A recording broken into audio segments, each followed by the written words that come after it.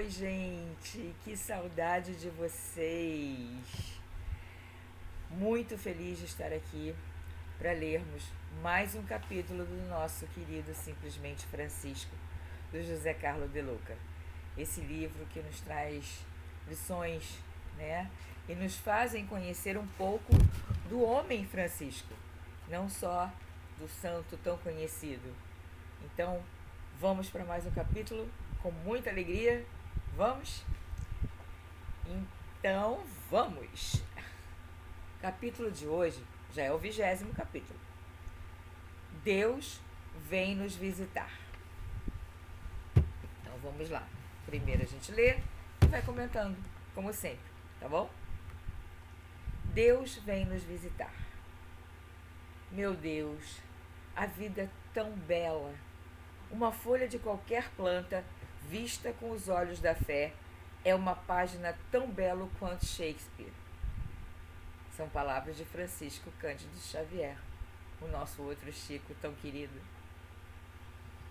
Essas palavras de Chico Xavier caberiam muito bem na boca de um outro Chico, o pobrezinho de Assis. Tanto um quanto o outro tinham uma incrível capacidade de enxergar o divino em todas as criações. Basta olhar com os olhos da fé, como afirmou o nosso querido Chico de Minas. Creio que são lentes pelas quais podemos enxergar o mundo, na perspectiva divina.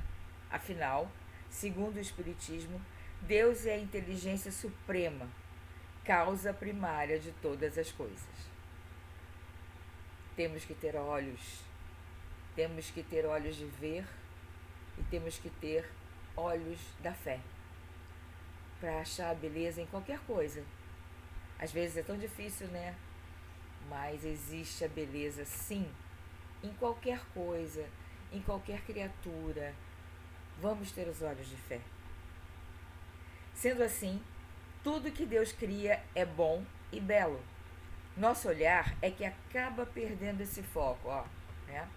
A gente acaba ficando meio nublado, o olhar fica meio... não fica tão claro, tão límpido, acaba perdendo o foco. Nosso olhar é que acaba perdendo esse foco e se fixando apenas no pontinho escuro de uma grande tela clara. A gente, né, às vezes fica fixado numa coisa pequena, ou não, às vezes não tão pequena, mas a gente se foca no ruim, no que de mal está acontecendo, na escuridão. Enquanto que, se olharmos com os olhos de fé, a gente vai ver muita clareza, muita luz, muita beleza. Temos que treinar esse olhar. Estou falando isso muito para mim. Então, continuando. Ficamos apenas no pontinho escuro de uma grande tela clara.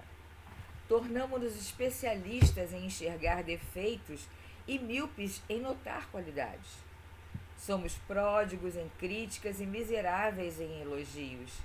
E ficamos praticamente cegos e insensíveis às belezas da criação. Foi o que eu acabei de falar, né? Às vezes a gente não consegue enxergar a beleza. A gente fica cego, fica focado naquela situação não tão boa que está acontecendo e a gente perde a beleza de olhar em volta, né? A gente perde esse dom de olhar em volta, como agora eu estou olhando aqui lá fora da minha varanda, um azul lindo céu, um verde maravilhoso, e eu agradeço imensamente por ter essa natureza maravilhosa em volta de mim, ao meu redor. E eu sempre tento, por pior que seja, olhar isso com muita alegria e agradecer. Nem sempre é fácil, gente. Eu sei que não. Acredito que isso ocorra porque, primeiramente, estamos nos olhando dessa mesma forma. A gente está olhando para a gente, às vezes, dessa mesma forma, dessa forma nublada. Eu só consigo exportar o que carrego dentro de mim. Ó, eu só consigo exportar o que carrego dentro de mim. Se, em vez de também me ver como obra divina da criação, obra boa e bela, eu passo a me enxergar negativamente em razão das minhas imperfeições momentâneas, esquecendo que a obra-prima está em permanente processo de construção, adquiro um olhar ruim para mim. E é com esse olhar que passo a enxergar o mundo à minha volta. Penso que aí se encontra o nascedouro de todos os conflitos do mundo. Deficiência de olhar amoroso, a começar a si próprio. Perfeito. A gente tem que começar por nós. Vamos nos olhar com amor e vamos lembrar que somos uma criação divina. Nós não estamos aqui à toa. Deus nos colocou aqui. Deus nos criou. Somos filhos dele. Somos obra dele. Então vamos nos olhar com mais amor?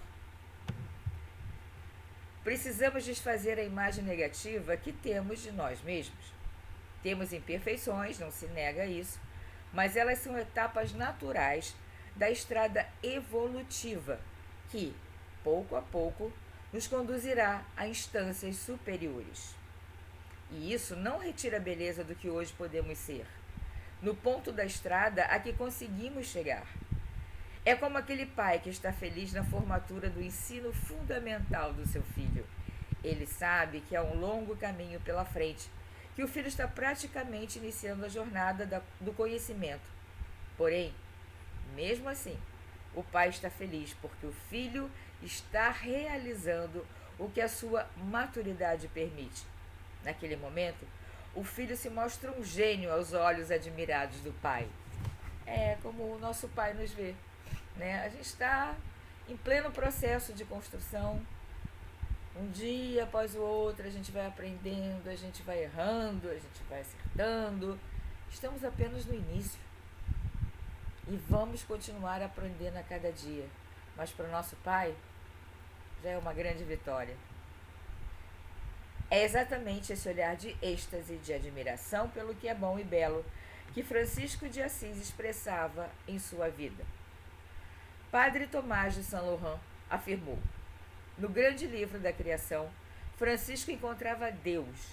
Lia em cada uma das suas páginas a história da sua beleza soberana e do seu amor apaixonado pelo homem. O murmúrio de uma fonte, o canto de um pássaro, o colorido perfumado de uma flor arrancavam-lhe exclamações de adoração e de agradecimento.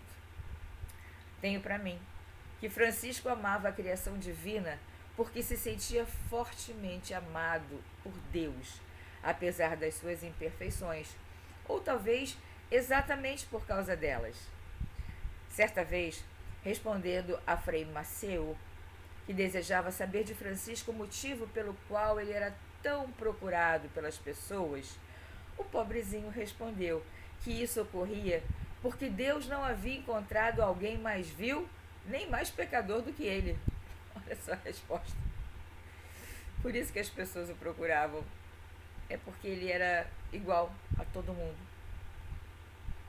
O poverello percebeu que os raios do amor de Deus penetraram as trevas do seu coração. Essa percepção deve ter feito Francisco transbordar de uma alegria inexprimível, uma alegria que não se encontra na terra, porque ela vem do céu. É o amor puro e incondicional que Deus tem por seus filhos e que não está vinculado ao que fazemos, mas ao que somos. Alguém escreveu algo muito sábio: me ame quando eu menos merecer, pois é quando eu mais preciso. Gente, não, fiquei até emocionada agora. Que lindo isso. Me ame quando eu menos merecer, pois é quando eu mais preciso. Nessa hora realmente é quando a gente mais precisa. Esse me parece o sentido da graça divina que Francisco recebeu alegremente em seu coração e, a partir de então, distribuiu a tudo e a todos à sua volta. Ele passou a ter um profundo respeito e veneração pela criação. Via o sagrado nas pessoas, sobretudo nas mais sofridas, nos animais, na natureza, nos acontecimentos do dia a dia, porque se sentia aceito, acolhido e amado pelo autor da vida. Francisco beijava as feridas dos leprosos porque sentia que Deus beijava as suas feridas as suas feridas interiores. E era impossível a Francisco tratar a criação divina de forma diferente daquela com que Deus o tratava. Daí se explica os seus olhos sempre apaixonados e extasiados com as belezas da vida, tal como ocorreu numa exuberante noite de lua cheia em Assis. Olha só que interessante essa parte. O halo prateado banhava a cidade de uma luminosidade radiante.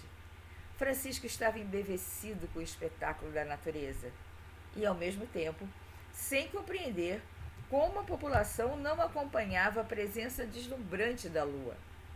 Foi então que Francisco entrou na igreja de São Rufino, subiu apressadamente as escadarias até chegar à torre, onde começou a tocar o sino freneticamente.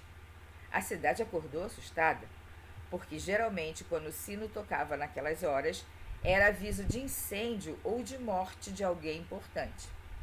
Sem compreender o que acontecia, as pessoas indagaram das janelas das suas casas.